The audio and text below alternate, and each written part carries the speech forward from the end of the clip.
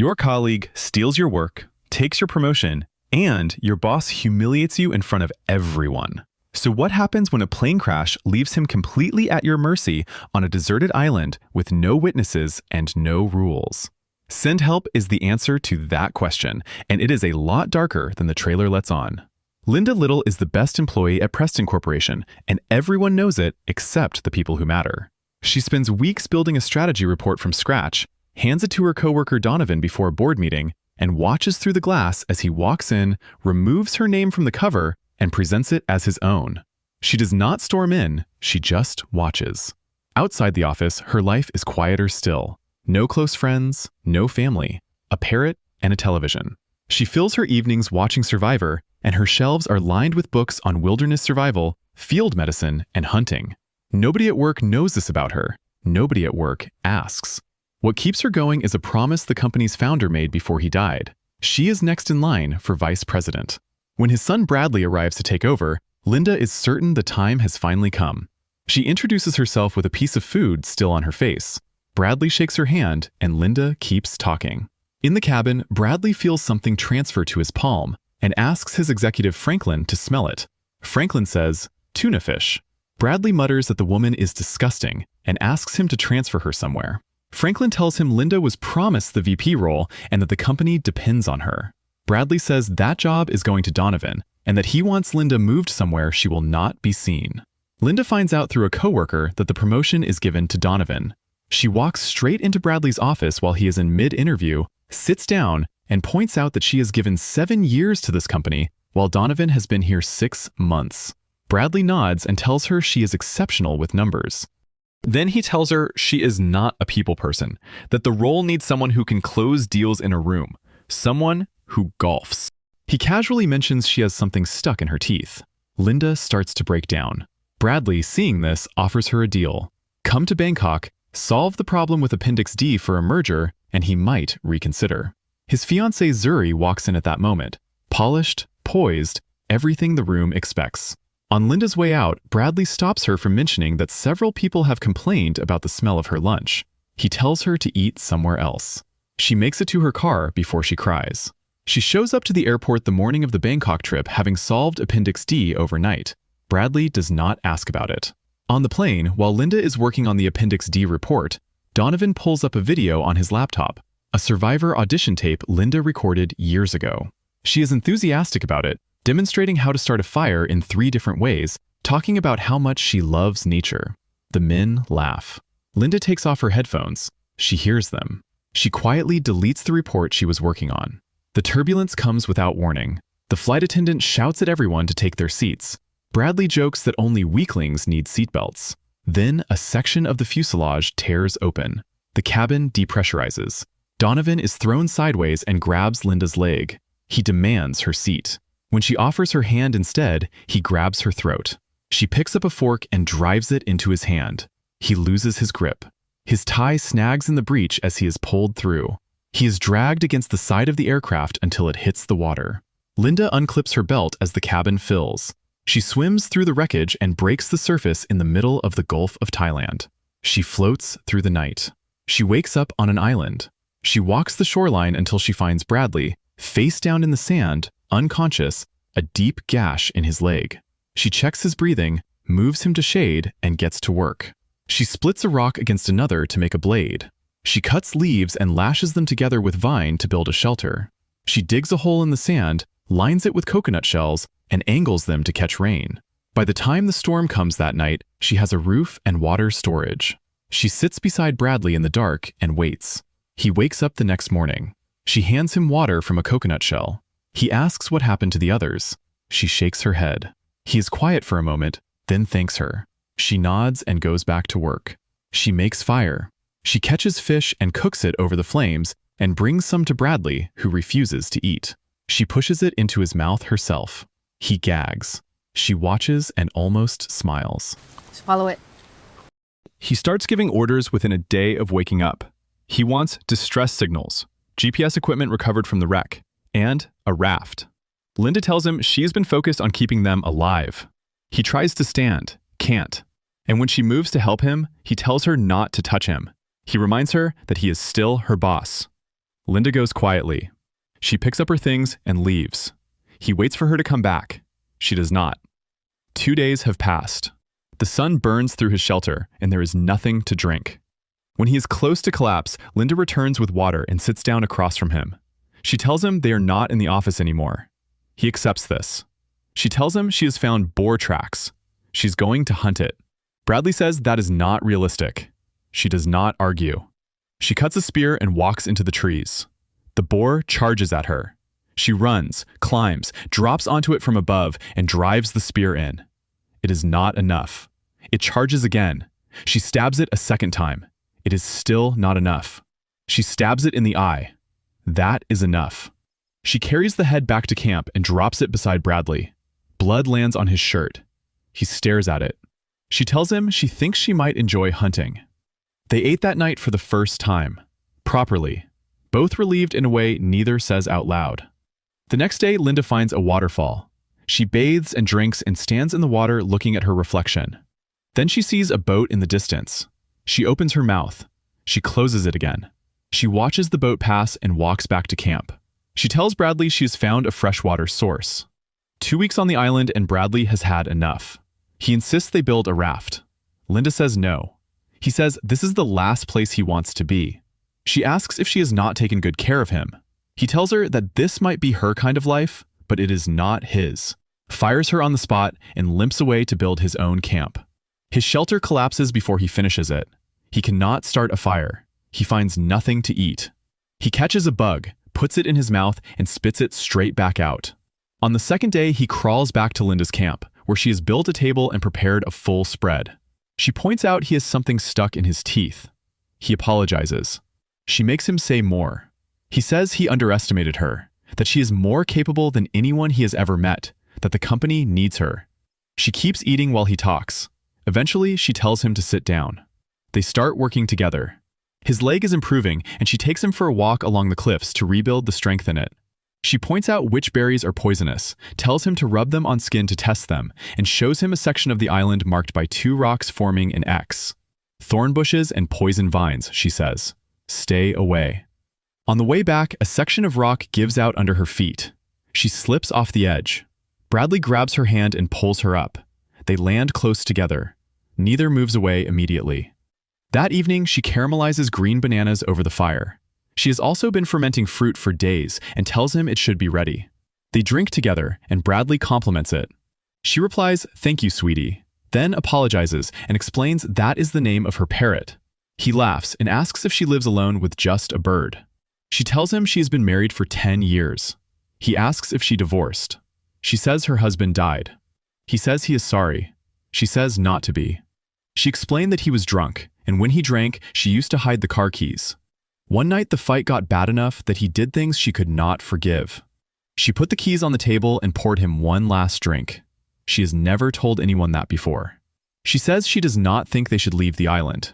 Bradley smiles and says maybe they should not. A storm destroys the camp the next morning. They run to a cave. Their clothes are soaked and they are both freezing, so Bradley pulls her close for warmth. When Linda wakes up, he is outside in the sunlight. He says he wants to rebuild the camp higher this time. She is pleased. The new camp takes shape quickly. Bradley offers to cook dinner one evening so she can rest. She agrees. He prepares the meal carefully, and it is good, genuinely good. She tells him so. Then she starts to feel dizzy. She recognizes the taste a moment too late.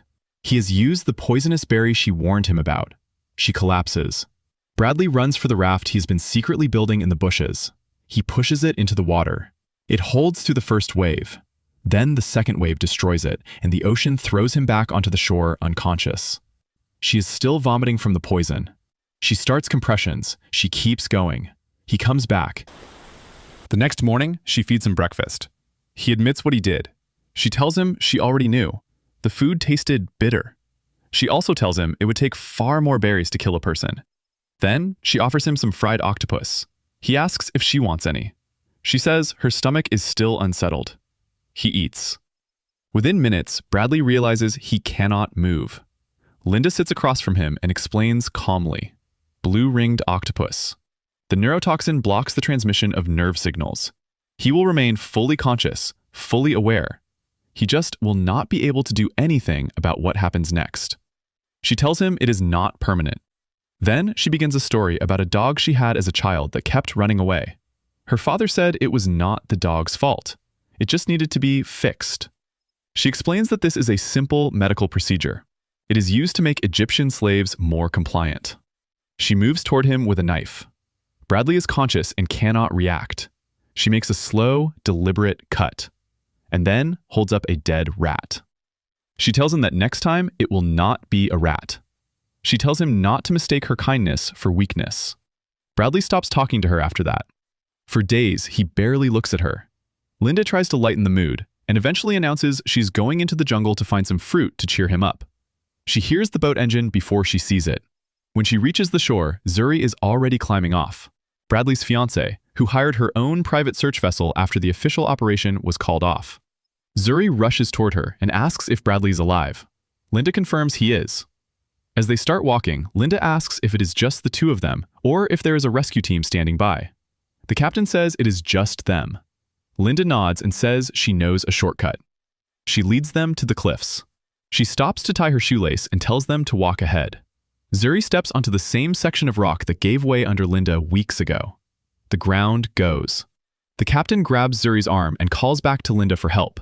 Linda picks up a rock and hits the captain. Both fall.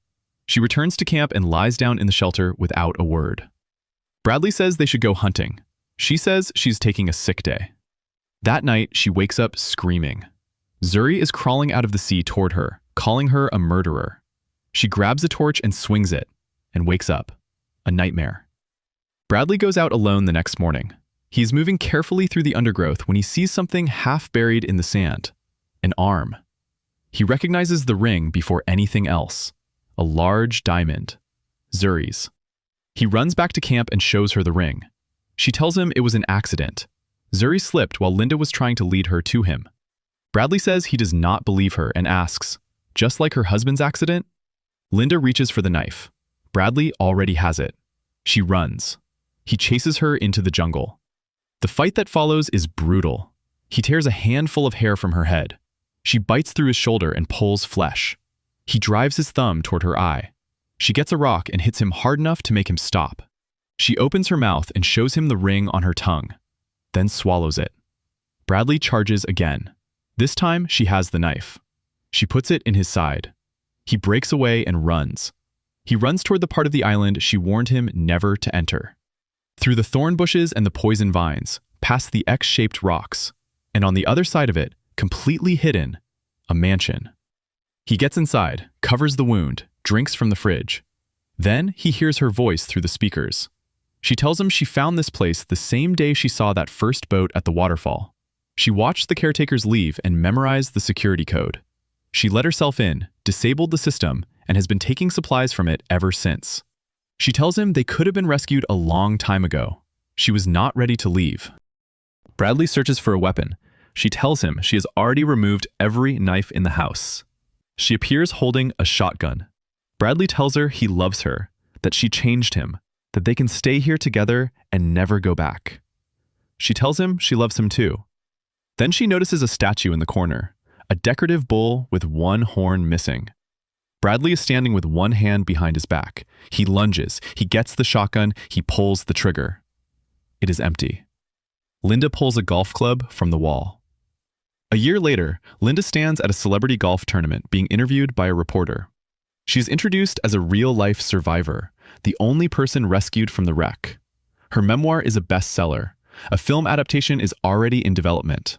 She is writing a second book, a self-help guide, and the reporter asks what the central message will be.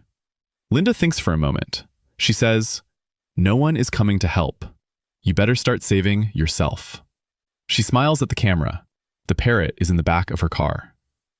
Send Help is a film that earns its darkness for about 90 minutes and then spends its final 20 giving you permission to feel fine about everything you just watched. That is its fatal mistake. The premise is genuinely sharp. Linda Liddle is a corporate strategist who's exceptional at her job and invisible to everyone who matters. Bradley is a nepotism hire who golfs and sneers and has never earned a thing in his life. Their plane crashes. She thrives, he falls apart. Power shifts slowly. then completely. For most of its runtime, this is a tense, funny, and increasingly unsettling film about what happens when someone who has been ignored their whole life finally gets to stop being ignored. Rachel McAdams is the reason to watch. She finds something rare in Linda, a woman whose competence is so total and so long overlooked that when she finally has control, she cannot bring herself to give it up. McAdams plays the comedy without undercutting the menace, and the menace without abandoning the comedy. It is a genuinely difficult balance, and she holds it almost the entire film. Dylan O'Brien does exactly what is required: insufferable in Act 1, pathetic in Act 2, dangerous in Act 3. And does it well enough, though Bradley is more of a function than a person. Sam Raimi is clearly having fun, and that energy is infectious. The boar hunt is a highlight. The octopus scene is disturbing in exactly the right way. The tonal balance between horror and dark comedy is handled with a confidence most directors would not manage. This is Raimi operating close to his Evil Dead instincts, and it is good to have him back there.